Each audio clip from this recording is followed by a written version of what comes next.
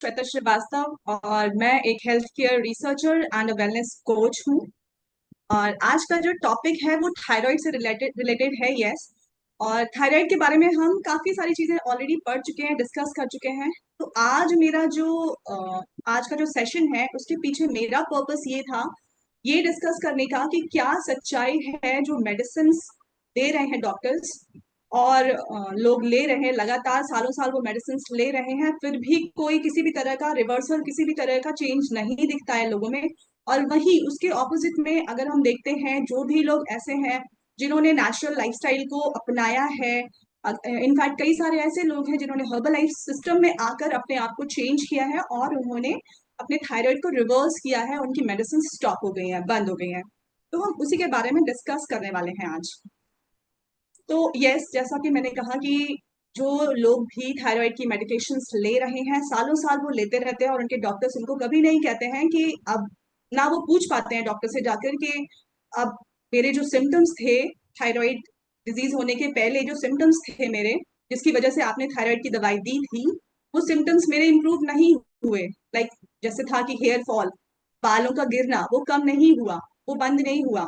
जो वेट बढ़ गया था एक बार, वो वैसे का वैसा ही है। थायराइड मेडिसिन लेने के बाद कायदे से तो ये होना चाहिए कि जो बालों का झड़ना था वो कम हो जाए, और जो वेट जो बढ़ गया था वो एटलीस्ट वहीं रुक जाए या थोड़ा सा धीरे धीरे करके मेटाबॉलिज्म ठीक होने लगे। पर इस तरह के कोई चेंजेस हमें नहीं दिखते हैं बॉडी के अंदर। जबकि और कोई ये नहीं कहता है, सभी यही जानते हैं कि एक बार थायराइड की मेडिसिन स्टार्ट हो गई तो वो मेडिसिन लेते ही रहनी है लाइफ लॉन्ग।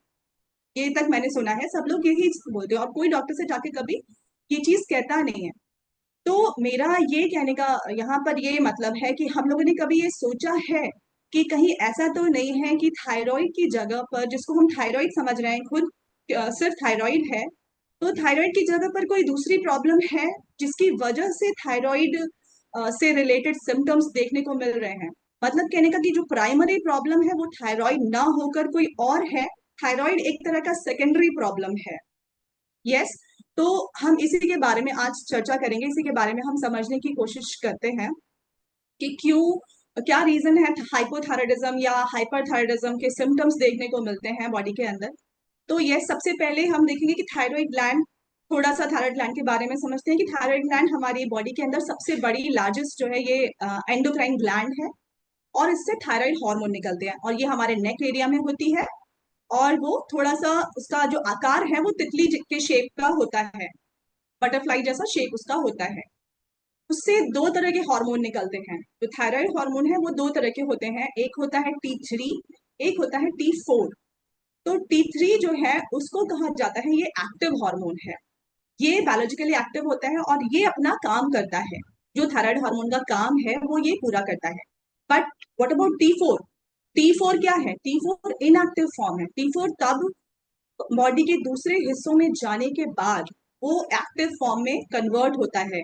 जैसे कि लिवर है, गॉल ब्लैडर है हमारा, हमारी गट है, किडनीज है, यहाँ पर जाकर वो T4 से T3 में कन्वर्ट होता है और फिर उसका यूज कर पाती है हमारी बॉडी। तो बेसिकली T4 तो हमारी बॉडी के अंदर इनएक्टिव फॉर्म में पड़ा रहता है, T3 की क्वांटिटी सिर्फ 20% ही होती है। तो अब ये बात करेंगे कि जो हम जब रिपोर्ट देखते हैं अपनी थायराइड वाली, उसमें क्या होता है, हमें TSH दिखता है, thyroid stimulating hormone. Thyroid stimulating hormone क्या है? वो बेसिकली हमारा, जब ब्रेन हमारा सिग्नल देता है पिट्यूटरी ग्लैंड को, वो एक हार्मोन रिलीज करती है जिसका नाम होता है थायराइड स्टिमुलेटिंग हार्मोन, मतलब TSH।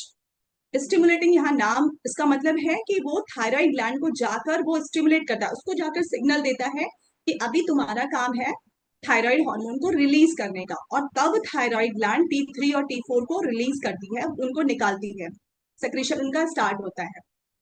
अब ज्यादातर जो थायराइड प्रॉब्लम्स हैं हमारी बॉडी के अंदर, वो प्राइमरी थायराइड प्रॉब्लम नहीं है। क्यों नहीं है, कैसे नहीं है, ये समझना इंपॉर्टेंट है। क्योंकि बहुत सारे एक्सपर्ट्स ने ये देखा है कि बॉडी के अंदर जो हमारा थायराइड ग्लैंड है वो ऐसी जगह पर है, उसको किसी तरह का इंजरी होना पॉसिबल नहीं है, आसान नहीं है। या तो किसी तरह की इंजरी हो या उसको डायरेक्ट रेडिएशन की वजह से, तभी वो पॉसिबल है कि वो ग्लैंड में कुछ इफेक्ट आए। तो ग्लैंड जनरली पॉसिबल है कि हमारी ग्लैंड ठीक से काम कर रही है, बट प्रॉब्लम कुछ और है जिसको हम समझते हैं कि थायराइड का ही प्रॉब्लम है, और हम थायराइड ऊपर से थायराइड हार्मोन जो गोलियों के फॉर्म में होता है वो हम डॉक्टर से जाकर लेते हैं और डॉक्टर हमें दे देते हैं और हम वो चलता रहता है, सालों साल वो चलता रहता है। तो